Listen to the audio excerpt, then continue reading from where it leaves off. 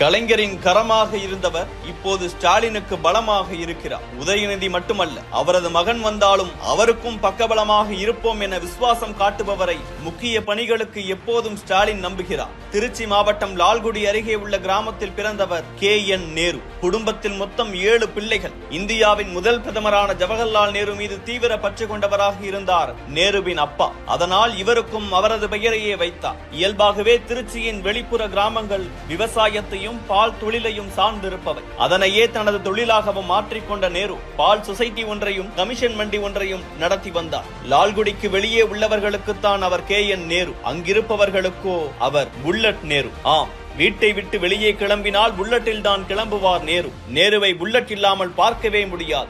வியாபாரமும் மெல்ல மெல்ல பெரிதாக தொடங்கியது. சுற்று வட்டார கிராம மக்கள் பலருக்கும் தெரிந்த முகமாக மாறினார் நேரு. கையில் காசு புழங்கவே அரசியலுக்கு வரலாமா என யோசிக்க தொடங்கினார். உடனிருந்த பலரும் ஆதரவு தெரிவிக்க தந்தை வழியில் காங்கிரஸில் சேரலாமா இல்லை திமுகவில் சேரலாமா என யோசித்தார் அவர். கலைஞர் மீது கொண்ட பாசத்தால் திமுகவில் சேர்வதே சரியாக இருக்கும் என்று எண்ணி தன்னை கட்சியில் இணைத்துக் கொண்டார் நேரு. நேரு கட்சியில் சேர்ந்த நேரம் நீண்ட மாதங்களாக நடத்தப்படாமல் கிடப்பில் இருந்த உள்ளாட்சி தேர்தல் நடத்தப்படும் என அறிவிப்பு வந்தது. எப்படியாவது சீட் வாங்கிவிட வேண்டும் என்று நினைத்து முயற்சித்தார் அவர். புள்ளம்பாடி யூனியன் தலைவர் பதவிக்கு சீட் கிடைக்க தன்னுடைய சொந்த செல்வாக்கால் வென்றார் நேரு. அதுதான் நேருவின் அரசியல் வாழ்க்கையின் டர்னிங் பாயிண்ட். ஒன்றிய செயலாளர், மாவட்ட செயலாளர் என திமுகவில் கிடுகிடுவென வளர்ந்தார். திமுகவில் இருந்து பிரிந்து எம்ஜிஆர் அதிமுகவை ஆரம்பித்த பின் முதல் தேர்தலிலேயே ஆட்சியை பிடித்தார். அவரிடம் இருந்து ஆட்சியை கைப்பற்ற திமுக முயன்றும் முடியவில்லை. கடைசியில் எம்ஜிஆர் மறைவை அடுத்து அதிமுக உடைய ஆட்சியை பிடித்தது திமுக.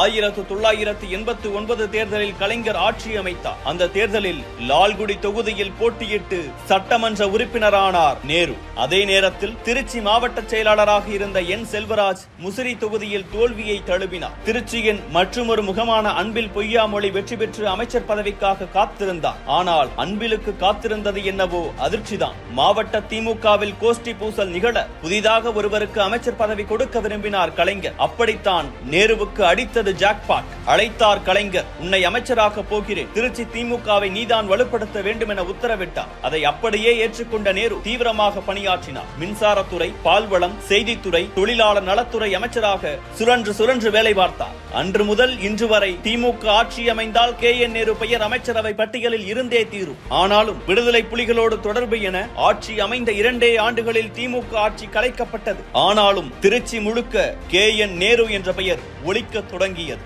மலைக்கோட்டை மாநகர் திமுகவின் கோட்டையாக மாற தொடங்கியிருந்தது. அடித்தது அடுத்த அதிர்ஷ்டம். திமுகவின் திருச்சி தளபதியாக இருந்த செல்வராஜ் கட்சியில் ஏற்பட்ட பிளவால் வைகோவோடு சென்று விட்டார். அந்த இடத்துக்கு சரியான நபரை தேடிக்கொண்டிருந்தார் கலைஞர். உடனடியாக ஞாபகம் வந்த முகம் KN நேருவின் உடையது. கோசி மணியும் நேருவை பரிந்துரைக்க தாமதிக்காமல் நேருவை மாவட்ட செயலாளராக்கினார். 1996 ஆண்டு நடந்த சட்டசபை தேர்தலில் வெற்றி பெற்று திமுக ஆட்சி அமைத்த போது உணவு மற்றும் கூட்டுறவுத்துறை அமைச்சரானார். நேருவுக்கு ஒரு டெஸ்ட் வைத்தார் கலைஞர். திமுகவின் மாநில மாநாடு திருச்சியில் என்று அறிவித்தார். கலைஞரின் எண்ணத்தை புரிந்து கொண்ட நேரு மாநில மாநாட்டை மிக பிரம்மாண்டமாக நடத்தி காட்டி கலைஞரோடு சேர்த்து அனைவரையும் திகைக்க வைத்தார். அன்றிலிருந்து இன்று வரை திமுகவின் அனைத்து மாநில மாநாடுகளும் திருச்சியில் தான். இதில் ஈர்க்கப்பட்ட கலைஞர் நேரு என்றால் மாநாடு, மாநாடு என்றால் நேரு என்று வெளிப்படையாக பாராட்டினார். 2006 தேர்தலில் வெற்றி பெற்று போக்குவரத்து துறை அமைச்சரான நேரு பல அதிரடிகளை கொண்டு வந்தார். கலைஞரின் பேவரைட் துறை என்று தெரிந்ததால் சற்று கவனத்தோடும் செயல்பட்டார் அவர். மாநிலம் முழுவதும் 10,000க்கும் மேற்பட்ட புதிய பேருந்துகளை பயன்பாட்டிற்கு கொண்டு வந்ததோடு 14,000க்கும் மேற்பட்ட போக்குவரத்து ஊழியர்களை பணிக்கு நியமனம் செய்தார். நேருவின் களப்பணியும் கழக பணியும் கலைஞரை வியக்க வைத்தது. அவர் மீது தனி பிரியம் கொள்ளும் அளவுக்கு சென்றார் கலைஞர். நேருவுக்கும்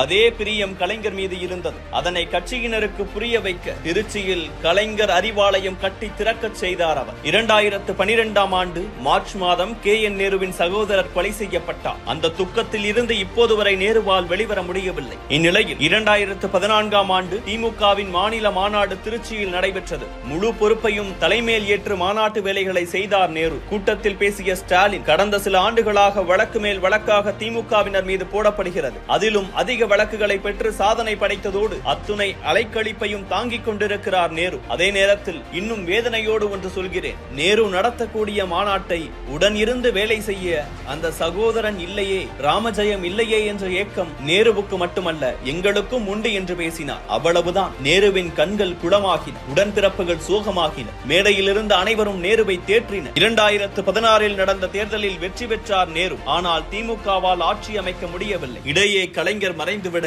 திமுகவின் தலைவரானார் ஸ்டாலின். கட்சியில் தனது அணியை வலுவாக்க அவர் எடுத்த முக்கிய நடவடிக்கையில் ஒன்று KN நேருவுக்கான இடம். திருச்சி திமுகவில் உரசல் என செய்தி வந்தது. நேரு வருந்துகிறார் என பேச்சு வந்தது. நேருவை அப்படியா விட்டு விடுவேன் என கூறாமல் கூறினார் ஸ்டாலின். ஆம், KN நேரு திமுகவின் முதன்மை செயலாளராக நியமிக்கப்பட்டார். உழைப்புக்கு கிடைத்த பொறுப்பாக பார்த்தார் நேரு. மீண்டும் உத்வேகமானார் அவர். தற்போது 2021 தேர்தலில் மீண்டும் வெற்றி பெற்று திமுக ஆட்சி அமைக்க நகர்ப்புற வளர்ச்சித்துறை அமைச்சராக பணியாற்றிக் கொண்டிருக்கிறார் நேரு. எங்கோ ஒரு மூலையில் திமுகவில் சிக்கல் என்றால் முதல் ஆளாக அங்கு நிற்கிறார் நேரு. கலைஞரின் நம்பிக்கையை எப்படி காப்பாற்றினாரோ அதே போல ஸ்டாலினுக்கும் தளபதியாக செயல்பட்டுக் கொண்டிருக்கிறார் நேரு.